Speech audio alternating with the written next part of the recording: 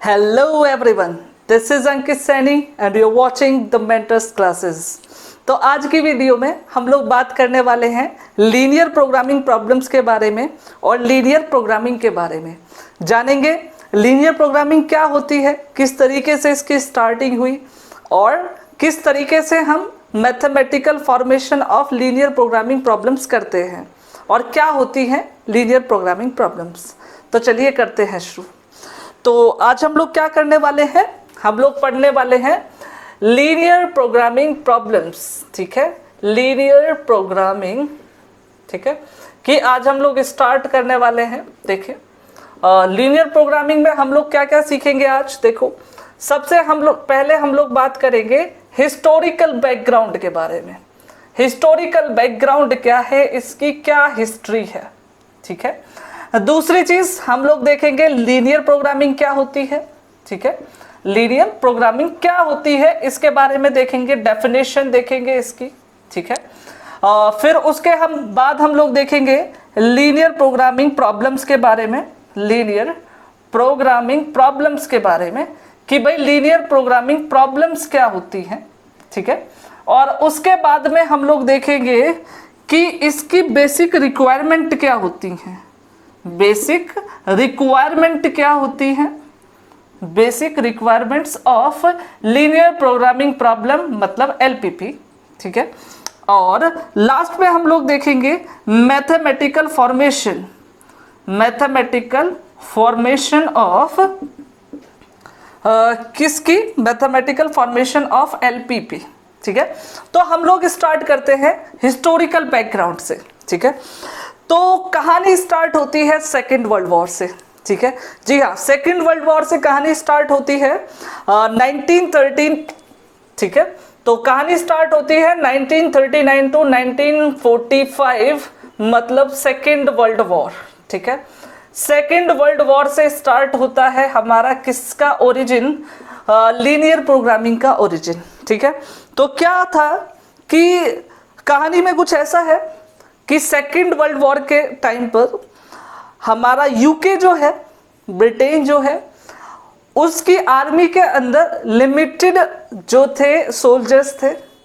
Limited soldiers होने की वजह से उन्हें क्या करना था, इनका इस तरीके से ऑप्टिमाइजली यूज करना था कि जो उनकी डिजायर्स थी वो फुलफिल हो सके। ठीक है, साथ में ही उनके पास जो इक्विपमेंट्स थे, जो बॉम्ब्स थे, जो भी आर्टिलरी थी, वो सब भी क्या था, लिमिटेड था। फूड भी उनके पास लिमिटेड था उस टाइम पर। तो उन सब की रिस्ट्रिक्शन के अकॉर्डिंग उन्हें क्या करना था, अपने सोल्जर्स को इस तरीके से ऐसी पोजीशंस पर, ऐसी लोकेशंस पर डिप्लॉय करना था जिससे कि वे उनका ऑप्टिमाइज्ड यूज कर सकें। ठीक है, तो उस टाइम पर वहां पर क्या किया गया कि जो साइंटिस्ट हैं, ठीक है, साइंटिस्ट की एक टीम बैठाई गई जिन्होंने क्या किया, इन सारी सिचुएशन के अकॉर्डिंग एक प्रॉब्लम फॉर्म की। ठीक है, उस प्रॉब्लम को सॉल्व करके उन्होंने ऑप्टिमाइज्ड तरीका बताया कि आपको इतने सोल्जर्स इस वाली लोकेशन पर डिप्लॉय करने चाहिए, इतने वाले सोल्जर्स यहाँ पर डिप्लॉय करने चाहिए। ठीक है, इस वाली लोकेशन पर इतने बॉम्ब गिराने चाहिए, इतनी हाइट से वहां पर बॉम्ब गिराने चाहिए जिससे कि मैक्सिमम आप लोग डिस्ट्रक्शन कर सकें। ठीक है, इतना फूड उन वाले सोल्जर्स को पहुंचाना चाहिए, इतना वाला फूड इतने सोल्जर्स को वहां पर पहुंचाना चाहिए। ठीक है, तो ये सारा काम साइंटिस्ट ने किया। तो इस टाइप की प्रॉब्लम, ठीक है, इस टाइप की प्रॉब्लम जो उन्होंने फॉर्म की, ठीक है, जहां पर उन्होंने अपना एक ऑब्जेक्टिव रखा कि भाई हमें क्या करना है, इस वाली चीज को ऑप्टिमाइज करना है और हमारे पास लिमिटेड सोर्सेज हैं, लिमिटेड रिसोर्सेज हैं और उनको भी यूटिलाइज करते हुए, ठीक है, मैक्सिमम आउटपुट हमें चाहिए। ठीक है, या फिर ऑप्टिमम आउटपुट हमें चाहिए। तो ऐसी ही प्रॉब्लम्स को आगे जाकर नाम दिया गया लीनियर प्रोग्रामिंग प्रॉब्लम्स का। ठीक है, तो हम लोग ये बोल सकते हैं कि जो ओरिजिन है, ठीक है, ओरिजिन ऑफ हमारा लीनियर प्रोग्रामिंग का वो है इन सेकेंड वर्ल्ड वॉर। ठीक है, ठीक है, सेकेंड वर्ल्ड वॉर से हमारा ओरिजिन होता है किसका, लीनियर प्रोग्रामिंग प्रॉब्लम का। ठीक है। तो इसका सबसे पहला यूज किया गया था वॉर में, वो भी कौन सी, सेकेंड वर्ल्ड वॉर में। उसके बाद देखा गया कि भाई क्यों हम इसका सिर्फ यूज करें वॉर्स के लिए, क्यों ना इसका यूज किया जाए अपने प्रॉफिट के लिए, ठीक है। वॉर वाला प्रॉफिट नहीं, सिर्फ अपनी इनकम को इंक्रीज किया जाए, ठीक है। अपने जो रिसोर्सेज हैं उनको इस तरीके से यूज करें कि हमारे पास इनकम बहुत अच्छी हो, हमारा प्रॉफिट ही प्रॉफिट हो। फिर उसके बाद हम इसको यूज करने लग गए, यूज इन इकोनॉमिक्स। इकोनॉमिक्स मतलब बिजनेस वगैरह में, ठीक है। बिजनेस वगैरह में हम लोग यूज करने लग गए इसका, ठीक है। अपने जो इंडस्ट्रीज हैं, इंडस्ट्री में यूज करने लग गए, भाई हमें मैक्सिमम प्रॉफिट चाहिए, ठीक है। तो इस तरीके से क्या हुआ, हमारी लीनियर प्रोग्रामिंग की स्टार्टिंग होती है, और कहाँ से, वर्ल्ड वॉर 2 से, और बाद में वेरी करता गया बहुत सारे फील्डों पर।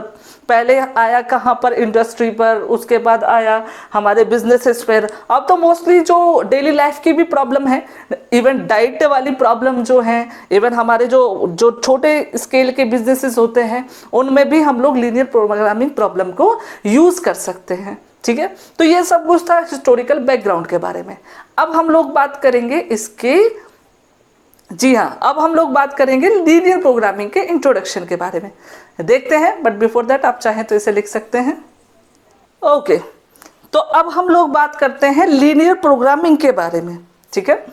तो क्या होता है, अपनी डेली लाइफ में या फिर किसी बिजनेस के करस्पॉन्डिंग हम लोग क्या होता है, किसी ऐसी प्रॉब्लम को सॉल्व करना चाहते हैं, या फिर हमें किसी ऐसी प्रॉब्लम के साथ डील करना पड़ता है जिसमें कि हमें किसी एक लीनियर फंक्शन को ऑप्टिमाइज करना रहता है।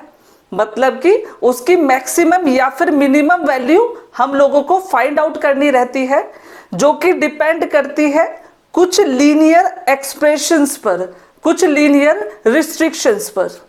तो मैथमेटिक्स की ऐसी ब्रांच जिसके अंदर हम लोग क्या करते हैं, ऐसी ही प्रॉब्लम्स का ऑप्टिमाइजेशन करते हैं, ऐसी ही प्रॉब्लम्स को सॉल्व करते हैं, उसे हम लोग बोलते हैं लीनियर प्रोग्रामिंग।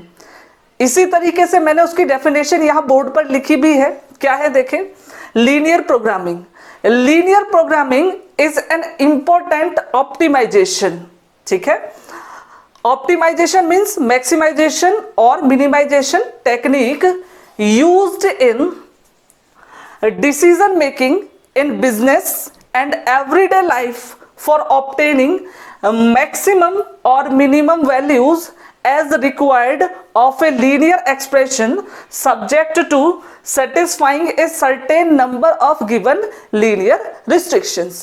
इसका मतलब ये हुआ कि डेली लाइफ में या फिर किसी बिजनेस में ऐसे फंक्शन को ऑप्टिमाइज करना, या फिर ऐसे फंक्शन की मैक्सिमम या फिर मिनिमम वैल्यू फाइंड आउट करना जो कि लीनियर हो और जिसकी ऑप्टिमम वैल्यू मतलब कि मैक्सिमम या फिर मिनिमम वैल्यू ऐसी लीनियर रिस्ट्रिक्शंस के ऊपर डिपेंड करती हो, ठीक है। तो ऐसी प्रॉब्लम्स को डील करने वाली टेक्निक या फिर ऐसे प्रॉब्लम्स को सॉल्व करने के लिए जो हम मैथमेटिक्स की ब्रांच यूज करते हैं उसे हम लोग बोलते हैं लीनियर प्रोग्रामिंग, ठीक है। तो लीनियर प्रोग्रामिंग में जो हम लोग प्रॉब्लम्स सॉल्व करते हैं उनको हम लोग बोलते हैं लीनियर प्रोग्रामिंग प्रॉब्लम्स। शॉर्ट में इसे बोलते हैं LPP, L for linear, P for programming, P for problems. तो लीनियर प्रोग्रामिंग प्रॉब्लम्स का मतलब क्या हुआ फिर, तो भाई लीनियर प्रोग्रामिंग प्रॉब्लम्स का मतलब हुआ ऐसी प्रॉब्लम्स जिनके अंदर हम लोग वेरिएबल्स के लीनियर एक्सप्रेशन की मैक्सिमम या फिर मिनिमम वैल्यू फाइंड आउट करते हैं which depends on some linear restrictions. तो ऐसी प्रॉब्लम्स को हम लोग क्या बोलते हैं, लीनियर प्रोग्रामिंग प्रॉब्लम्स। और जिस फंक्शन को, जिस लीनियर फंक्शन की मैक्सिमम या फिर मिनिमम वैल्यू हम लोग फाइंड आउट करते हैं, या फिर जिस फंक्शन को हम लोग ऑप्टिमाइज करते हैं, ऐसा भी बोल सकते हैं।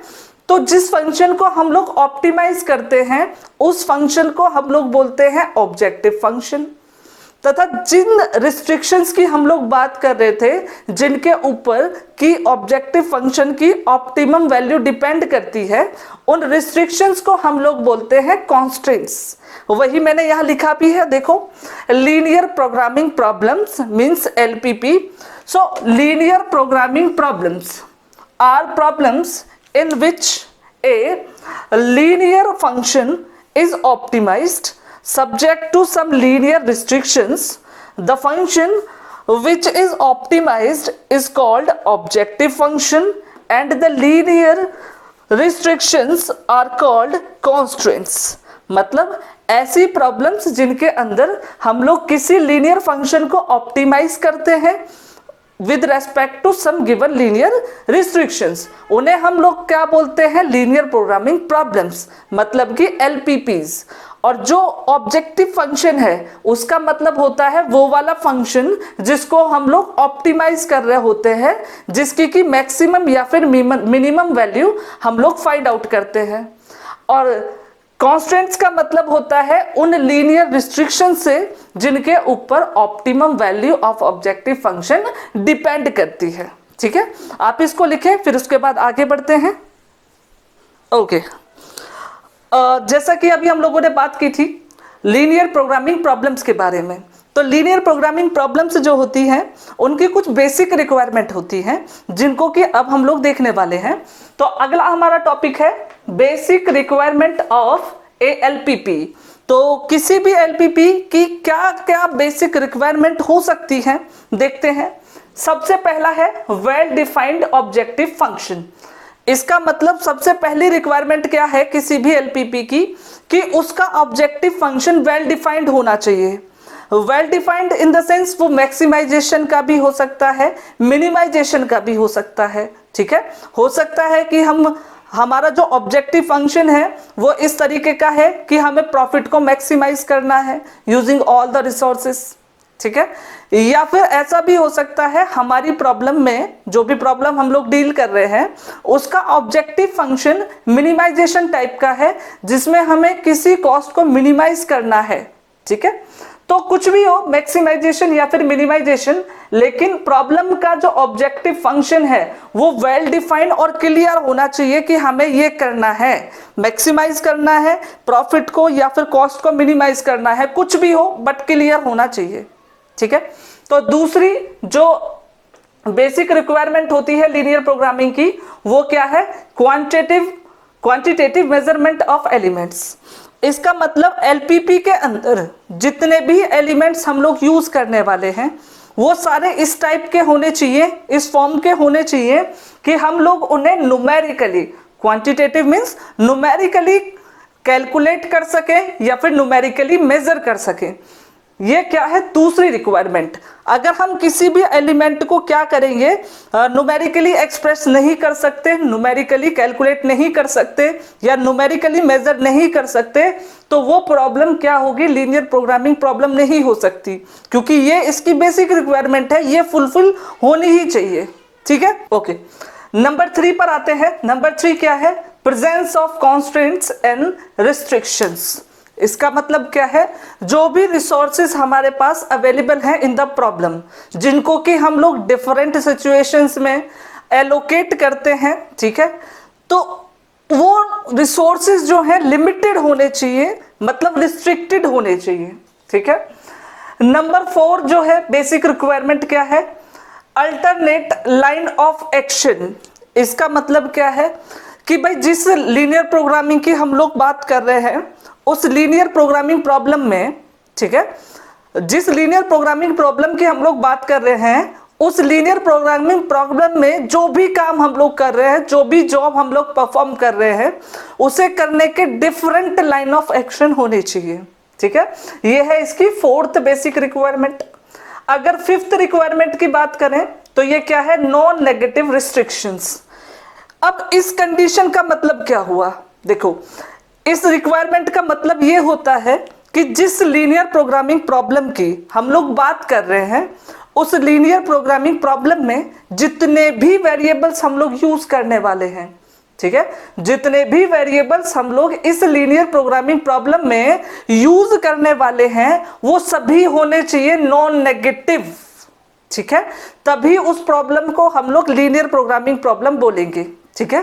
तो ये है इसकी फिफ्थ बेसिक रिक्वायरमेंट कि जितने भी वेरिएबल्स किसी भी लीनियर प्रोग्रामिंग प्रॉब्लम के अंदर अपीयर होते हैं वो सभी क्या होने चाहिए, नॉन नेगेटिव होने चाहिए, ठीक है।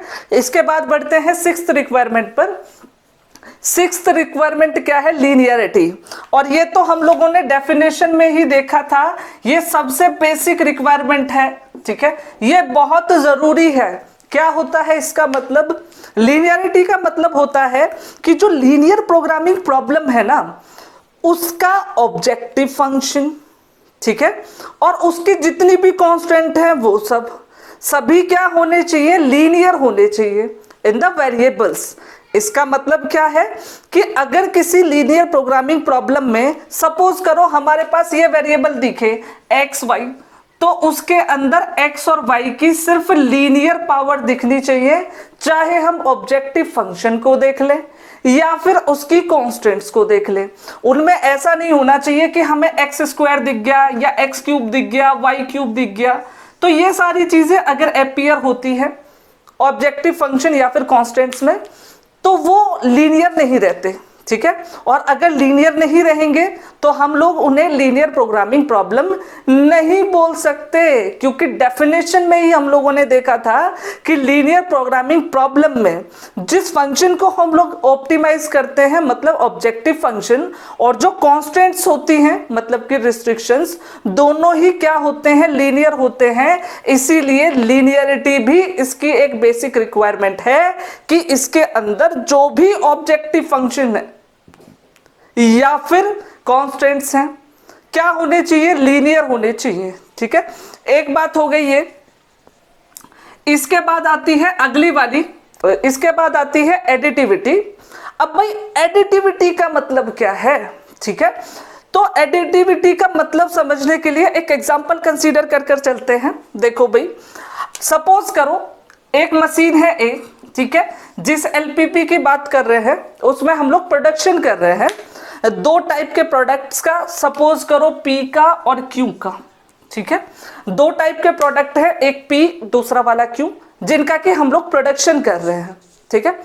अब इस प्रोडक्शन में हम लोगों को मशीन ए यूज करनी पड़ती है, ठीक है। सपोज करो प्रोडक्ट ए को बनाने पर यहां पर लगते हैं हमें 4 आवर्स लगते हैं, ठीक है। मशीन ए पर अगर हम लोग पी को बना रहे हैं तो हमें लगते हैं 4 आवर्स, और इसी तरीके से अगर क्यू को मैं बना रहा हूं तो सपोज करो 5 आवर्स लगते हैं। तो इस एडिटिविटी का मतलब यह है कि अगर मैं इन दोनों का कंबाइंड टाइम निकालना चाहूं तो 4 + 5 = 9 होना चाहिए, ठीक है। तो अगर ऐसा किसी लीनियर प्रोग्रामिंग प्रॉब्लम में हम लोग कर सकते हैं तो उसे बोलते हैं एडिटिविटी, और ये बेसिक रिक्वायरमेंट है लीनियर प्रोग्रामिंग प्रॉब्लम की कि लीनियर प्रोग्रामिंग प्रॉब्लम में ऐसा होना ही चाहिए। समझ रहे हो ना। अब वो बात अलग है कि यहाँ पी प्रोडक्ट को बनने के बाद अगर हम क्यू प्रोडक्ट को बनाने लगते हैं इसमें, तो इन दोनों के बीच में वो वाला टाइम जहां पर मशीन खाली रहती है उसको हम लोग नेग्लिजिबल लेकर चलते हैं, मतलब 0 के अप्रॉक्स लेकर चलते हैं, ठीक है। इसके बाद आती है मल्टीप्लिकेटिविटी। अब मल्टीप्लिकेटिविटी का मतलब क्या है भाई, तो इसे भी हम लोग एक एग्जांपल की हेल्प से समझने की कोशिश करते हैं।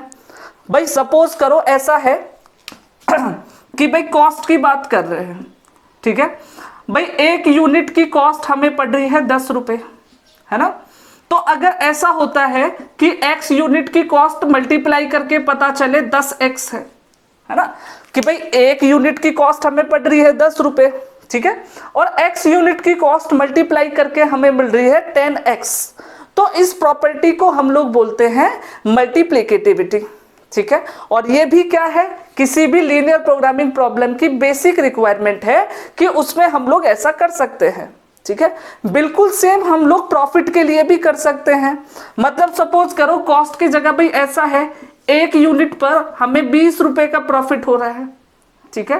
तो x यूनिट पर हमें क्या होना चाहिए, 20x का प्रॉफिट होना चाहिए। ये सारी चीजें मतलब मल्टीप्लिकेटिविटी होल्ड करनी चाहिए लीनियर प्रोग्रामिंग प्रॉब्लम्स में, ठीक है। अगला वाला क्या है, डिविजिबिलिटी। तो डिविजिबिलिटी का मतलब क्या होता है, डिविजिबिलिटी का मतलब होता है कि जिस लीनियर प्रोग्रामिंग की हम लोग बात कर रहे हैं, जिस लीनियर प्रोग्रामिंग प्रॉब्लम की हम लोग बात कर रहे हैं, उसमें जो वेरिएबल्स हम लोग यूज कर रहे हैं ना, उन वेरिएबल्स की इंटीग्रल वैल्यू के साथ साथ फ्रैक्शनल वैल्यू भी इंक्लूड होनी चाहिए, ठीक है। या फिर हम ऐसा भी बोल सकते हैं, उनकी इंटीग्रल वैल्यूज के साथ साथ उनकी फ्रैक्शनल वैल्यूज भी अपीयर हो सकती है या फिर यूज हो सकती है, ठीक है। ये है इसकी डिविजिबिलिटी वाली बेसिक रिक्वायरमेंट। और इसकी लास्ट रिक्वायरमेंट होती है फाइनाइट नंबर ऑफ कॉन्स्टेंट्स। इसका मतलब कि जितनी भी हमारी लीनियर प्रोग्रामिंग प्रॉब्लम्स हैं, उनके अंदर जितनी भी कॉन्स्टेंट है वो सारी की सारी फाइनाइट नंबर में होनी चाहिए, चाहे 10 हो, 100 हो, 50 हो, कोई मतलब नहीं, बट एटलीस्ट उनका नंबर क्या होना चाहिए, फाइनाइट होना चाहिए। ऐसा नहीं है कि हमारे पास जितने भी अवेलेबल रिसोर्सेज हैं, मतलब रिस्ट्रिक्शंस हैं, वो इनफाइनाइट हों, ठीक है। तो इसका मतलब कॉन्स्टेंट्स जो हैं वो क्या होनी चाहिए, नंबर ऑफ कॉन्स्टेंट्स फाइनाइट होना चाहिए, ठीक है। इसे लिखें, इसके बाद आगे बढ़ते हैं। ओके, सो अब हम लोग बात करेंगे mathematical formulation of a linear programming problem के बारे में, ठीक है। तो अगर हम किसी जनरल मैथमेटिकल फॉर्म की बात करें किसी भी लीनियर प्रोग्रामिंग प्रॉब्लम के बारे में, तो हम उसे कुछ इस तरीके से स्टेट कर सकते हैं। देखें कि find the value of variables, ठीक है। Find the value of variables x1 x2 up to xn, ठीक है। ये कुछ वेरिएबल्स हैं x1 x2 up to xn तक। हमें इनकी क्या करनी है, वैल्यूज फाइंड आउट करनी है टू ऑप्टिमाइज द फंक्शन, ठीक है। कोई फंक्शन है जिसको हमें ऑप्टिमाइज करना है। क्या फंक्शन है, z is equals to c1x1 c2x2 up to cn तो ये कोई एक लीनियर फंक्शन है in the variables x1 x2 and x3। हमें क्या करना है, इस फंक्शन को ऑप्टिमाइज करने के लिए कुछ वेरिएबल्स की वैल्यू फाइंड आउट करनी है जो कि x1 x2 up to xn है, ठीक है। और ये जो रिस्ट्रिक्शंस हैं, ठीक है, क्योंकि ये जो वेरिएबल्स हैं इनके ऊपर एक रिस्ट्रिक्शन है, तो उसे हम लिखते हैं सब्जेक्ट टू इस तरीके से कुछ a11 x1 a12 x2 plus a13 x3 up to a1n, ठीक है। xn या तो यहां पर लेस देन इक्वल टू मिलेगा, ठीक है, या फिर ग्रेटर देन इक्वल टू मिलेगा, ठीक है, या फिर यहां पर लेस देन भी मिल सकता है, या फिर सिंपली ग्रेटर देन भी मिल सकता है, और इक्वल टू भी मिल सकता है, ठीक है। इन तीनों में से कोई भी एक साइन हमें मिलेगा यहां पर, और यहां पर लिखा मिलेगा एक कांस्टेंट जिसको कि हमने बोल दिया b1, ठीक है। इसी तरीके से दूसरी रिस्ट्रिक्शन मिलेगी हमें a21 x1 plus a22 x2 plus a23 x3 plus up to a2n xn, और यहां पर भी इनमें से कोई भी एक सिंबल या फिर सिंपली लेस देन और ग्रेटर देन भी आ सकता है। यहां क्या होगा, b2, ठीक है। इसी तरीके से हमें सपोज करो m रिस्ट्रिक्शंस दी हुई हैं, तो लास्ट वाली रिस्ट्रिक्शन होगी am1 x1 plus am2 x2, ठीक है, प्लस am3 x3 और up to amn xn less than और इक्वल टू और ये वाली चीज bm, ठीक है। यहां पर ये कुछ कंडीशंस होंगी, कुछ रिस्ट्रिक्शंस होंगी, ठीक है। साथ में एक और चीज होती है कि ये जो वेरिएबल्स हैं, ठीक है, ये जो वेरिएबल्स हैं x1 x2 x3 और अप टू xn तक, ये सारे क्या होने चाहिए, नॉन नेगेटिव होने चाहिए, ठीक है। तो ये क्या होती है, एक LPP की most general form in mathematics, ठीक है, या फिर इसको हम बोलते हैं general mathematical formation of a linear programming problem, ठीक है। अब यहां पर देखो, ये जो z था ना, इस फंक्शन को हमें क्या करना था, ऑप्टिमाइज। इसीलिए हम लोग इसको क्या बोलते हैं, ऑब्जेक्टिव फंक्शन, क्योंकि हम लोगों ने डेफिनेशन में देखा था कि ऐसा फंक्शन जिसको हमें ऑप्टिमाइज करना रहता है, मतलब मैक्सिमम या मिनिमम वैल्यू फाइंड आउट करनी रहती है, उसे हम लोग क्या बोलते हैं, ऑब्जेक्टिव फंक्शन। ठीक है।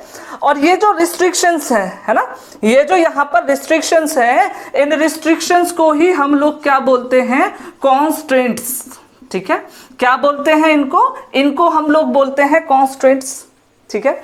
और ये जो कंडीशन है, ये जो कंडीशन हमने वेरिएबल की वैल्यूज के ऊपर लगा रखी है, जो वेरिएबल रिस्ट्रिक्ट कर रखे हैं जिस कंडीशन से, उसको हम लोग बोलते हैं नॉन नेगेटिव रिस्ट्रिक्शन।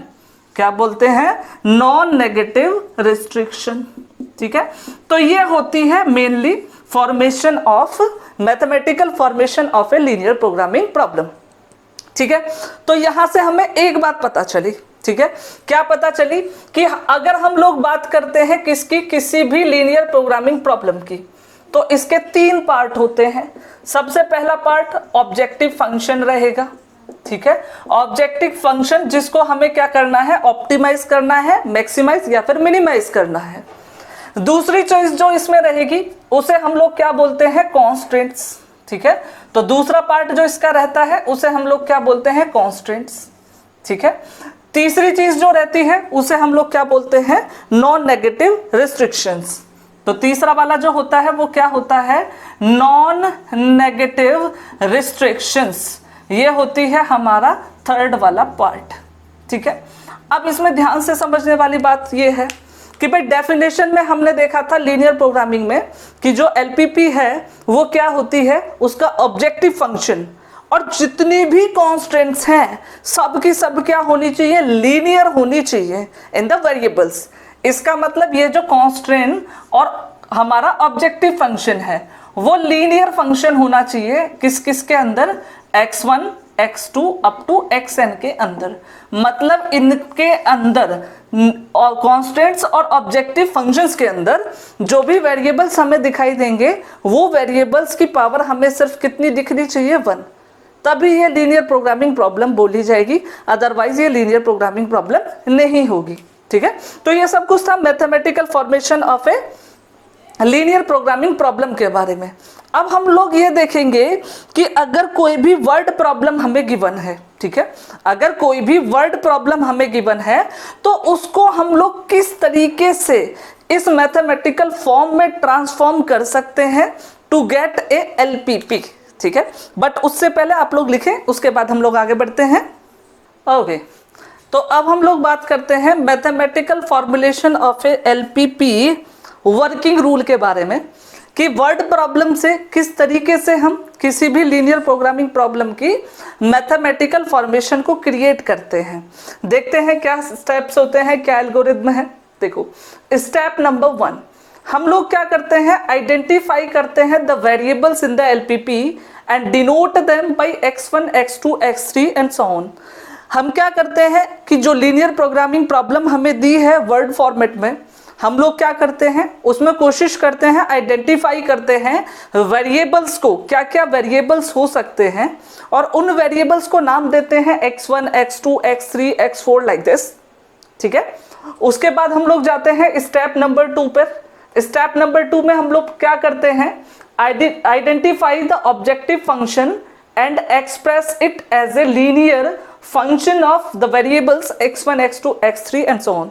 ठीक है, हम लोग क्या करते हैं, ऑब्जेक्टिव फंक्शन जो हमारा है, हमारी लीनियर प्रोग्रामिंग प्रॉब्लम जो गिवन है उसका जो भी ऑब्जेक्टिव फंक्शन है उसको हम लोग आइडेंटिफाई करते हैं, और आइडेंटिफाई करने के बाद उसको एज ए लीनियर सम, ठीक है, एज ए लीनियर फंक्शन की फॉर्मेट में हम लोग लिखते हैं of the variables x1 x2 x3 and so on. जो भी वेरिएबल हम लोगों ने यहाँ पर आइडेंटिफाई किए थे उनके लीनियर सम या फिर लीनियर फंक्शन की फॉर्म में हम लोग लिखते हैं ऑब्जेक्टिव फंक्शन को। स्टेप नंबर 3 में क्या है, find the type of objective function. हम ऑब्जेक्टिव फंक्शन का टाइप फाइंड आउट करते हैं कि भाई हमारा जो ऑब्जेक्टिव फंक्शन है वो किस टाइप का है, मैक्सिमाइज टाइप का है या फिर मिनिमाइज टाइप का है। ठीक है, उसके बाद स्टेप नंबर 4 में है identify all the constants and express them as linear inequations और इक्वेशंस। जितनी भी हमारी कॉन्स्टेंट्स हैं, जितनी भी रिस्ट्रिक्शंस हैं, उनको हम लोग फाइंड आउट करते हैं और उनको हम लोग लीनियर इनइक्वेशन या फिर इक्वेशन की फॉर्मेट में लिख लेते हैं। किस तरीके से करते हैं वो देखेंगे एक एग्जाम्पल के थ्रू। तो देखते हैं पहला example.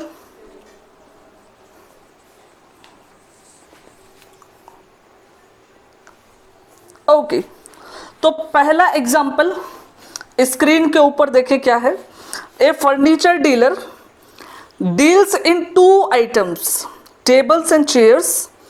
He has ₹10,000 to invest and a space to store at most 60 pieces, including both tables and chairs.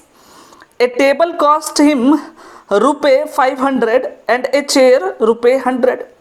He can sell at all the items that he buys, earning a profit of ₹50 for each table and ₹15 for each chair. Formulate this problem as a LPP so that he maximize the profit. ठीक है, देखो किस तरीके से करेंगे। जो भी चीजें हैं मैं यहाँ पर लिख लेता हूँ। देखो कि भाई एक फर्नीचर डीलर है, ठीक है, एक डीलर है, वो 2 चीजों में डील करता है। एक तो किस में, चेयर में, या फिर पहले टेबल है तो हम लोग टेबल लिख लेते हैं। पहले डील करता है टेबल में और फिर चेयर में। ठीक है, 2 तरीके के आइटम्स में डील करता है। ठीक है, उसके पास क्या है, 10,000 है, तो सॉरी 10,000 है इन्वेस्ट करने के लिए। ठीक है, यहाँ पर लिख देते हैं टोटल इन्वेस्टमेंट। उसके पास टोटल इन्वेस्टमेंट जो है, टोटल इन्वेस्टमेंट कितनी है, ₹10,000। ठीक है, और उसके बाद बोल रहा है and a space to store at most 60 pieces. ठीक है, स्पेस जो है उसके पास वो कितना है, एट मोस्ट, मतलब ज्यादा से ज्यादा 60 पीसेस को वो स्टोर कर सकता है, 60 पीसेस।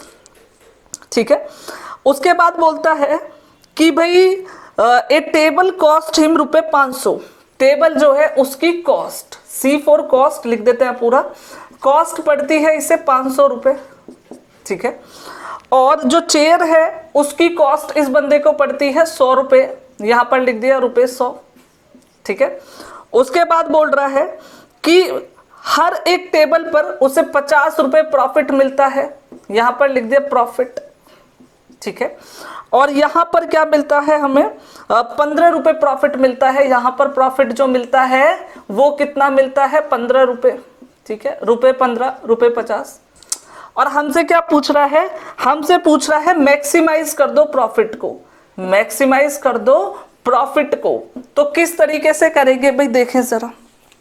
ठीक है, तो सबसे पहले ये पूछो, ये बोल क्या रहा है ना, इसने हमसे बोला कि number of chair and number of tables हमें फाइंड आउट करना है टू मैक्सिमाइज द प्रॉफिट।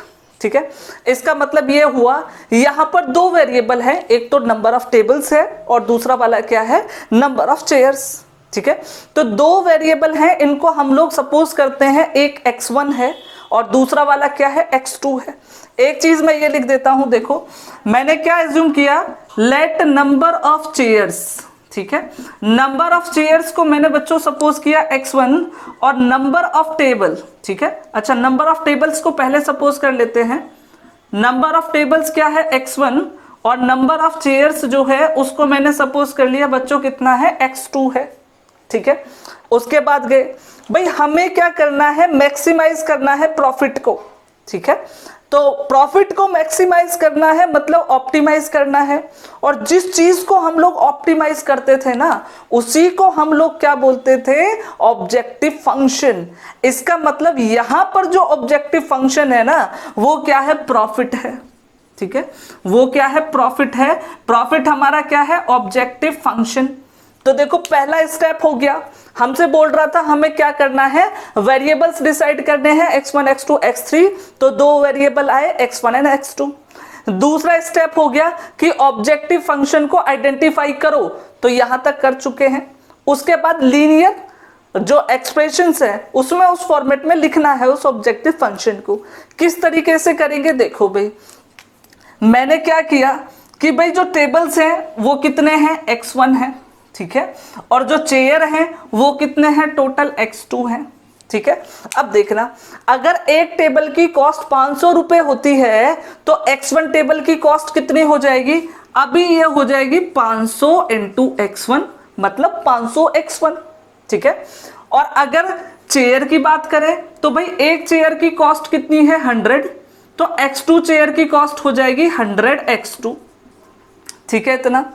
उसके बाद देखो, अगर टेबल की बात करें तो एक टेबल पर होता है 50 रुपए का प्रॉफिट, इसका मतलब x1 टेबल पे कितना हुआ, 50 x1 का प्रॉफिट, तो यहां पर हो जाएगा प्रॉफिट 50 x1 का। उसके बाद देखें भाई, अब चेयर की बात कर लेते हैं, तो चेयर पर इसने बोला जो प्रॉफिट है पर यूनिट कितना होता है, 15 रुपए, ठीक है। इसका मतलब ये हुआ कि अगर मैं x2 नंबर ऑफ चेयर्स पे प्रॉफिट देखूं तो वो प्रॉफिट कितना होना चाहिए, वो प्रॉफिट होना चाहिए 15x2, ठीक है। तो ऑब्जेक्टिव फंक्शन जो हमारा होगा वो क्या होगा, ऑब्जेक्टिव फंक्शन मैक्सिमाइज करना है किसको, प्रॉफिट को, जिसे मैंने z मान लिया, ठीक है। ऑब्जेक्टिव फंक्शन यही तो था, प्रॉफिट को मैक्सिमाइज करना है, तो मैक्सिमाइज z लिख दिया। अब प्रॉफिट एक्चुअल में है क्या, देखो यहां पर जो प्रॉफिट हुआ वो कितना है, 50x1, यहां पर प्रॉफिट हुआ 50x1, चेयर पर हमें प्रॉफिट किया हुआ 15x2, ठीक है। टेबल पर कितना हुआ 50x1 और चेयर पर कितना हुआ 15x2, ठीक है। अगर मैं इन दोनों का सम कर देता हूं तो मुझे मिल जाएगा टोटल प्रॉफिट, और वही तो हमारा ऑब्जेक्टिव फंक्शन है, तो कितना हो जाएगा 50x1 प्लस 15x2, ये हो गया हमारा ऑब्जेक्टिव फंक्शन, ठीक है। इसके बाद देखो, ऑब्जेक्टिव फंक्शन आइडेंटिफाई करने के बाद हम लोग टाइप देखते थे, वो टाइप भी मैं देख चुका हूं, क्या है, मैक्सिमाइजेशन टाइप का है, इसीलिए यहां पर लिखा मैंने मैक्स, मतलब मैक्सिमाइज z, ठीक है। उसके बाद देखो, identify all the constraints and express them as a linear equation और इक्वेशन। तो अब हम लोग कॉन्स्ट्रेंट्स को डिफाइन करेंगे। देखो, तो जो रिस्ट्रिक्शन है ना, इसके पास दो रिस्ट्रिक्शंस हैं, कौन कौन सी, एक तो भाई इसकी इन्वेस्टमेंट की रिस्ट्रिक्शन है, लिमिटेड इन्वेस्टमेंट है इसके पास, ठीक है।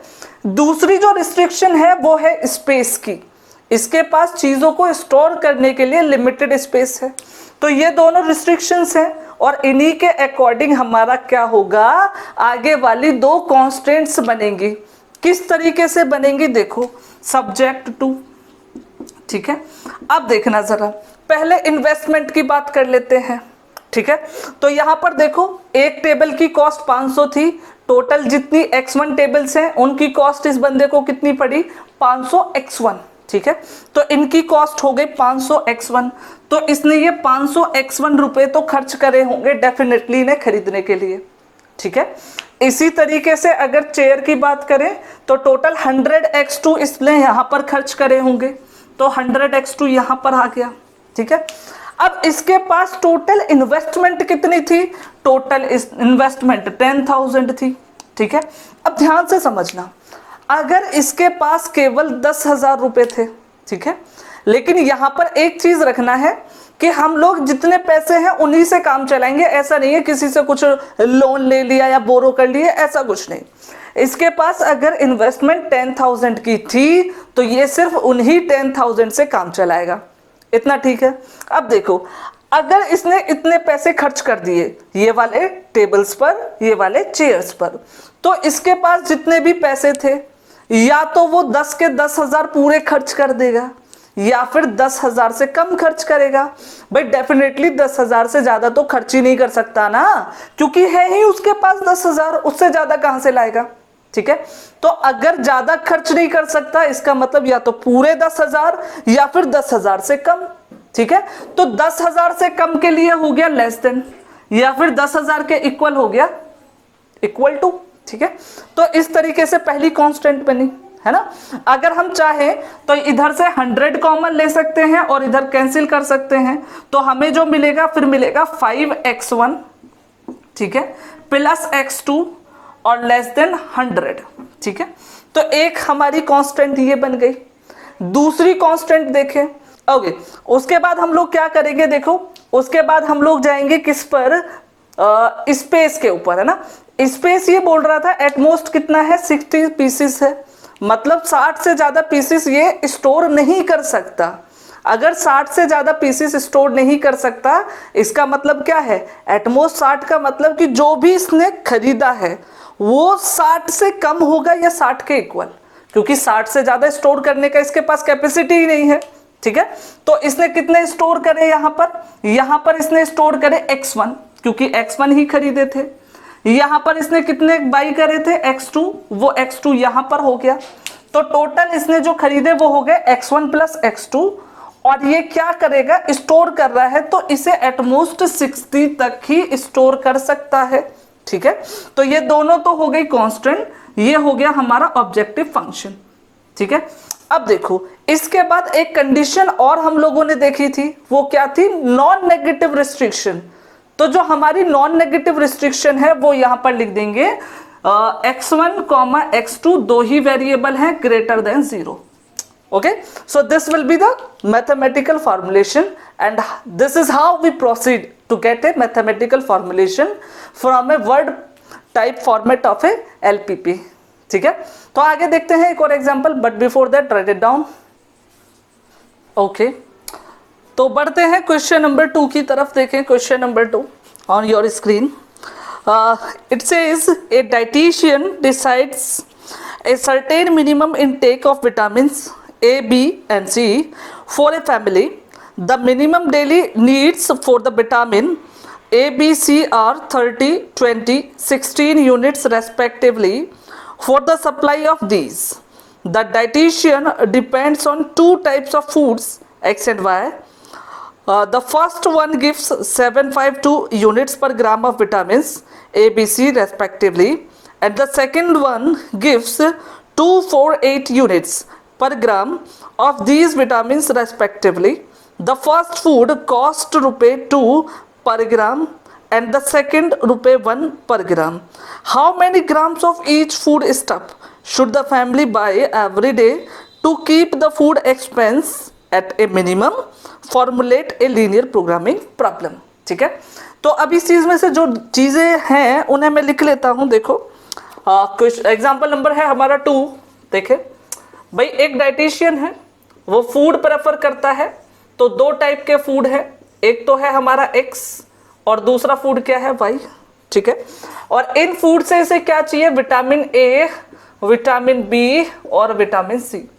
यहाँ पर भी विटामिन A, विटामिन B और विटामिन C, ठीक है। जो पहला फूड है X, ठीक है, उसमें जो विटामिन हैं वो कितने हैं, 752 यूनिट्स, और जो हमारा Y है उसमें कितना है, 2, 4 और 8, ठीक है। ये हो जाएगा ABC 2, 4, 8, ठीक है। और उसके बाद जो कॉस्ट है इनकी, ठीक है, यहाँ पर जो कॉस्ट लग रही है, इसको कॉस्ट लग रही है कितनी, यहाँ पर कॉस्ट लग रही है इसे 2 ग्राम, ठीक है, 2 रुपए पर ग्राम। और यहाँ पर क्या है, 1 रुपए कॉस्ट की बात कर रहे हैं, 1 रुपए पर ग्राम, 1 रुपए पर ग्राम, ठीक है। और साथ में हमें डेली रिक्वायरमेंट भी दे रखी है, ठीक है। तो जो विटामिन ए है, विटामिन ए के लिए कितना चाहिए, 30, ठीक है। इतना मिनिमम रिक्वायरमेंट है, मिनिमम रिक्वायरमेंट। विटामिन ए जो है, विटामिन ए के लिए 30 यूनिट। अगर विटामिन बी की बात करें तो 20 यूनिट्स, और विटामिन सी की अगर हम लोग बात करें तो 16 यूनिट्स, ठीक है। ये हमारी प्रॉब्लम है जिसको हमें करना है फॉर्मुलेट, ठीक है, एट मिनिमम कॉस्ट, ठीक है। हमारी जो कॉस्ट है वो क्या होनी चाहिए, कॉस्ट होनी चाहिए मिनिमम कॉस्ट, ठीक है। किस तरीके से करने वाले हैं देखें जरा। तो हमसे पूछ रहा है क्या, हमसे इसने पूछा कि हमें बतानी है quantity of the foods X1 food X and Y, ठीक है। तो दो फूड हैं, दोनों की क्वांटिटी हमें बतानी है, तो इन फूड्स की क्वांटिटी जो है वो क्या हो जाएगी, हमारे डिसीजन वेरिएबल्स। वो वेरिएबल्स जो यहाँ पर यूज हम लोग करने वाले हैं उन्हें हम बोलते हैं डिसीजन वेरिएबल्स।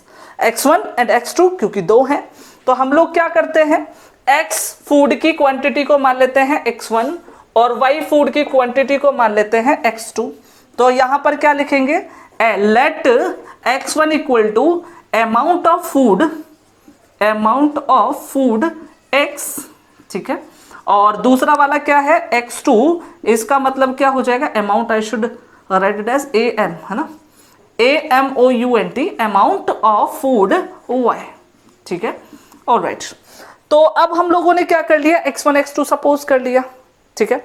अब देखना, अगर एक यूनिट से हमें क्या मिलते हैं, 7 यूनिट क्या मिलते हैं, विटामिन ए, तो x1 से मिलेंगे भाई अब 7x1, इससे मिलेंगे 5x2, यहीं पर लिख देता हूं मैं x1, ठीक है, और यहां से हमें मिलेगा 2x1, ठीक।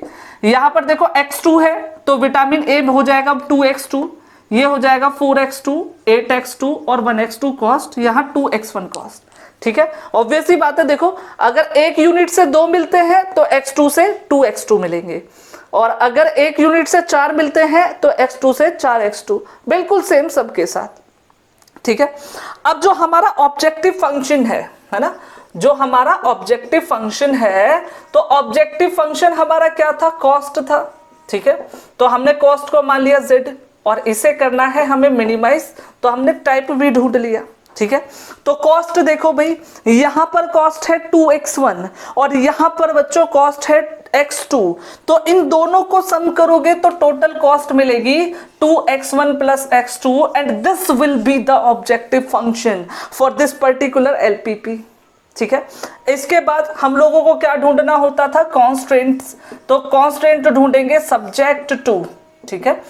क्या क्या कॉन्स्टेंट्स हैं देखें भाई, अब इसके पास vitamin A, vitamin B, vitamin C, इनकी मिनिमम रिक्वायरमेंट थी, मतलब ये रिस्ट्रिक्शन थी कि इतने होने ही चाहिए। इसका मतलब ये हुआ कि ये रिस्ट्रिक्शंस है, और रिस्ट्रिक्शंस को ही हम लोग क्या बोलते हैं, कांस्टेंट बोलते हैं। तो इन तीनों से 3 कांस्टेंट्स हम लोग फॉर्मेट करने वाले हैं।